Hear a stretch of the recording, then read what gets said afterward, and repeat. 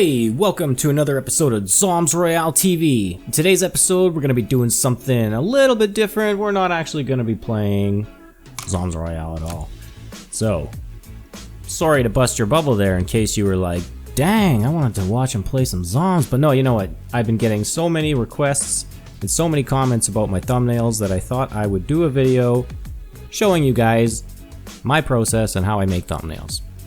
Really, it's just I guess it's kind of going to be a tutorial video for some of you guys, and you really don't need to use Photoshop here for what I'm about to do. You can use GIMP, but I'm just not too familiar with that software.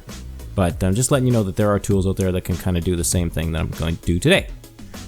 So, without further ado, let's get into it. So basically, the first thing you want to do when you're creating thumbnails for YouTube, create a new file, and you want it to be 1920 by 1080 by 72 pixels per inch resolution. That's it. There you go. You've created your base for thumbnail. So before I begin, I usually have a plan in mind for what I'd like to do on my thumbnail. And with this particular thumbnail, I already came up with the idea a couple days ago, and I've collected all the assets I need, and I've got them saved in a folder. So I usually always begin with a blank grass canvas, something like this, and I usually like to stretch it out to whatever size I think I'm going to need, but we'll just keep it about there for now. And no, we're not going to angle it, but we'll just keep it at, you know, something like that.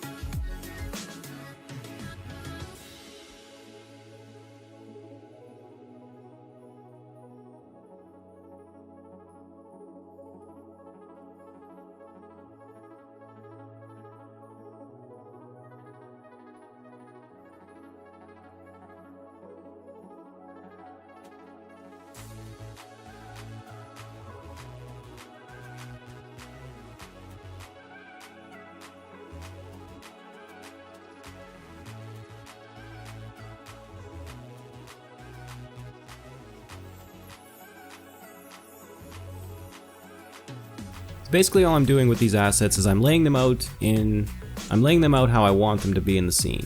I've got this idea of a scene in my mind of a train derailment, and I'm just going to lay out the assets in an interesting way. And I'm not going to bore you with every single item, but I'm just going to fast forward this part for you guys so you can watch what I do. I'm just going to add a bunch of more trees here and do some things, maybe change up the terrain a little bit, kind of make it interesting. And yeah, just sit back and enjoy.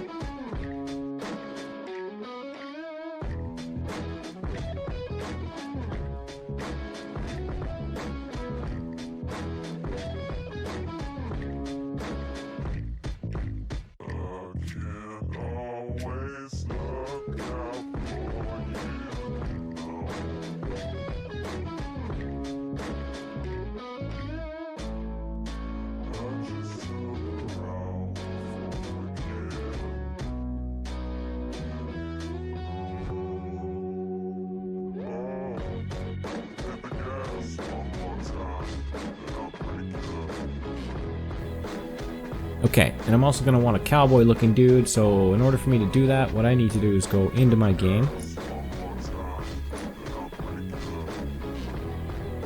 go into my cosmetics, and I find the skin that I want to use, and I kind of put it on here. So I want to use the Colonel skin. I'm gonna equip the Colonel skin. Usually don't wear a backpack with him, but I'm gonna put on a fancy backpack for our Colonel. Change up his melee weapon. Let's give him a magic candlestick. Alright, there we go. So whatever, there you go. So you get your skin ready like that, you take a screenshot of it. Control print screen is how I do it. Then I exit my game. Now I'm just gonna position these guys around the scene to where I like them. So they got some kind of action going on here, like that.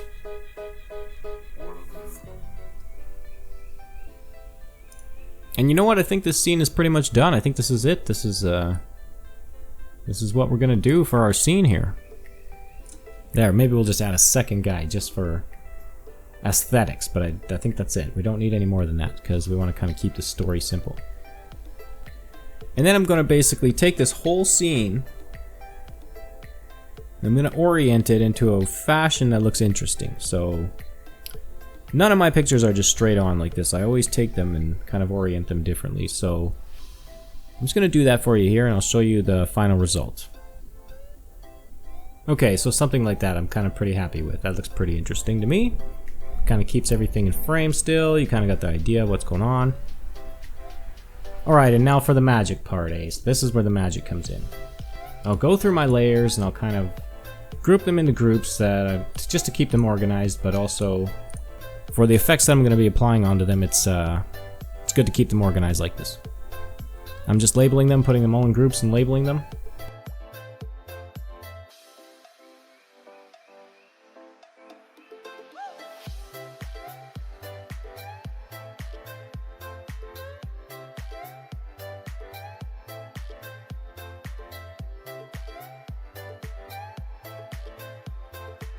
Here's where the magic begins.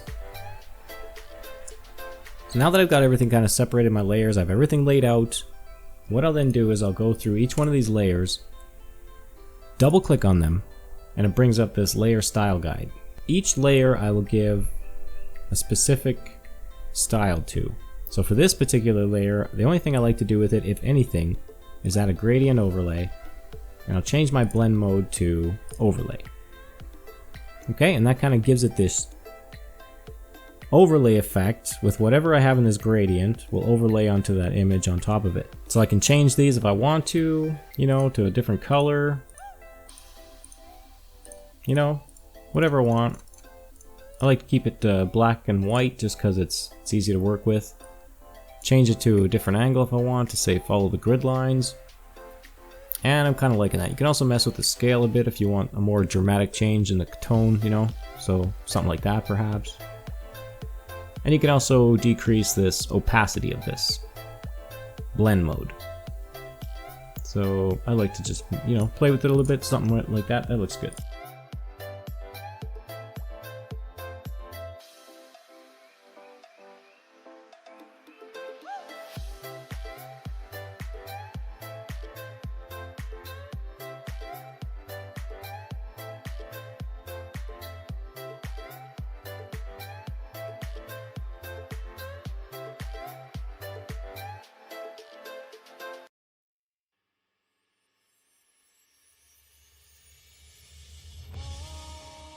See, I'm just kind of like making it a little more interesting than what it normally is. I'll just give it a little bit of a drop shadow, and I'll give it a distance of 0. Alright, so that makes this this drop shadow come like from all directions, instead of giving it like a distance where it's going in one direction. So we'll bring the distance to 0, and we'll step up the size to, you know, something like that. Maybe just a tiny bit of a shadow around here. Bring the spread up a little bit. Kind of gives it a little darker thickness edge like that, thicker, darker edge. And then I'm going to bring down this opacity a little bit, just a little bit. Something like that. To be honest, we could change this color to even one of these browns. Right? Bring this a little bit darker. Bring up this opacity. Change this blend mode to normal. And then step up this size a little bit. So it kind of looks like it's the same color as this dirt. Alright, that looks good. Okay, and for the trains, I'm going to do each train individually, each one of these cars individually. I'm going to give them a gradient overlay because it's just my style. I don't know why, it just kind of adds this kind of neat little, you know, as long as you follow the same light pattern, light angle, you should be okay. So I'll kind of keep everything at this kind of an angle, going along with the grid line. And then I'll just adjust this gradient so that it just suits my style that I'm going for, and as should you. And honestly, be just like, you don't have to adjust these much, you just have to fine tune it. Don't go overboard. Like, especially with the drop shadows and stuff. So I'm going to add a drop shadow in this general direction, slightly off, along with the grid line. I'm going to use, take this global light off, and I can adjust this so that it's kind of in line with the grid line, following this grid line. Then I'll adjust the distance of the shadow to something I like. It's just going to be a tiny little bit, not much. I'm just going to change the size of that. And I think that's good. So that's what I'm going to do. I'm going to copy this layer style, and I'm going to apply it to all three trains. All three of the rest of them, anyway. Paste. You see that? I'm going to apply that same style to all of these. I mean, you could then go ahead and fiddle with each one if you wanted to, fine tune each one. But I'm just going to keep them exactly how they are. Okay, and now let's move on. So what I'll do for trees now, what I'll do for trees is I will choose a tree here for like this one, and maybe a bigger one. So we'll take a big tree like this, we'll double click on its layer, we'll add something like a gradient overlay, but I'll use a radial style. Okay, you see this? And then I'm going to reverse it so it goes light to dark. I'll scale that so that the darkness is just to the edge. And then I make that overlay. See how nicely brings out that tree? Maybe even bring this opacity down a little bit so it's not as dramatic, something like that. There you go. You see how kind of similar it is to the original asset, but it's just got this kind of like, you know, light source to it that makes it pop. All right, and then we're gonna also put a drop shadow on that. Gonna give it a 0 distance. Size, we're just gonna make it just so that we can see the shadow. Maybe bring up the spread a little bit, just a tiny little bit, 7%. Maybe we'll go to 6 or something like that. Just, you know, very light shadow. Okay, I'm pretty happy with that, so we'll click OK. Now I'm gonna copy that layer style. I'm gonna select all the layers in this asset. I'm gonna paste that layer style. Bang, it all highlights everything. Everything in that asset list gets that nice little glowy effect to it. Okay, and similarly with the guys, with these combat shotgun guys, I'm gonna paste that layer style on them also and see how that turns out. So I kind of like, I don't necessarily like the gradient overlay to be radial on them. I like it to be linear and not reversed. So I like this light source, and then I'll kind of also maybe make this one in line with the grid. So that looks really good. I like that. So we'll do that. We'll copy this layer style, and we'll paste it on our other shotgun guy down here in the bottom corner.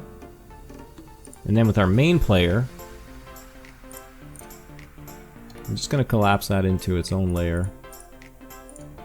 And I'm going to paste that layer style on him, so now we got something like that going on. So there we go. And you know what? This picture is pretty much finished.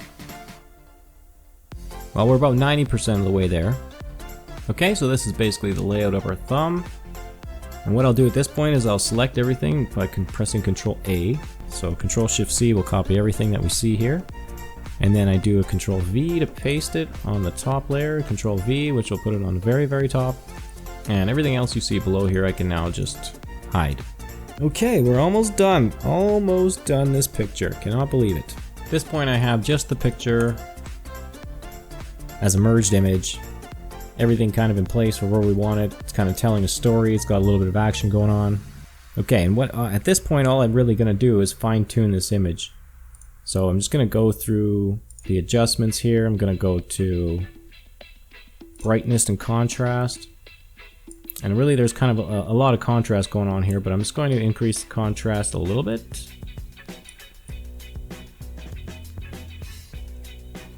And I'm going to increase the brightness maybe, or bring down the brightness slightly. Not too much. You don't want to make this too, you don't want to overdo it, right? You don't want to overdo this effect, and then that looks pretty good. See how it just slightly pops, makes everything pop a little bit. I'm also going to adjust the vibrance on this picture. We're going to bring up the vibrance. So you notice how it kind of makes all these colors, kind of brings out the color in this picture a bit. Again, this is something you don't really want to overdo, so that looks pretty good right there. Yeah, you know what? I'm kind of liking that right there. This could be our thumb. There is one more thing I like to do to my pictures. I don't know how it's going to turn out, so if it doesn't turn out, we're not going to do it. But I like to add lens flares. So we're just going to pull out a lens flare here. Maybe not this one. Yeah, something like this. We're going to pull out a lens flare like that. We're going to find a place to put it. How about right here on this guy's shiny thing on his hat? And then, you know, just make it kind of interesting. I'm just going to angle it slightly. And then you want to go to its blend mode here. Instead of normal, you want to change this to something like screen maybe. Overlay also works, but in this case it kind of gets lost. So the point of a lens flare is to kind of draw the attention of the eye to it, because people are definitely going to look at the source of that lens flare. So if you wanted to make something stand out at that point, that's a good way to do it. Yeah, and I think that's it. That's pretty much it. I think that's our thumbnail. There you go. That's what I'm going to use in my next video as the next theme to my video there. So I hope you guys learned something. I hope you enjoyed. I hope you will apply some of these effects in your next thumbnails. And remember not to make it too complicated, not to make it, you know, don't overuse. It's hard for me to say that because I got so much little details in this picture, but it was just an idea I had, so I had to go with it. But it doesn't have to be this complicated. If you look at my thumbnails, really I just have a background, a skin or two, and maybe a tree or three, or, you know, like just a couple trees I drag into it, and then I apply the same layer styles to everything and save my thumbnails. It's really all it is. Hope I didn't bore you to death with my voice. Thanks for watching. I will see you guys in the next episode where I will be playing some ZombsRoyale. So we'll see you then. Bye-bye.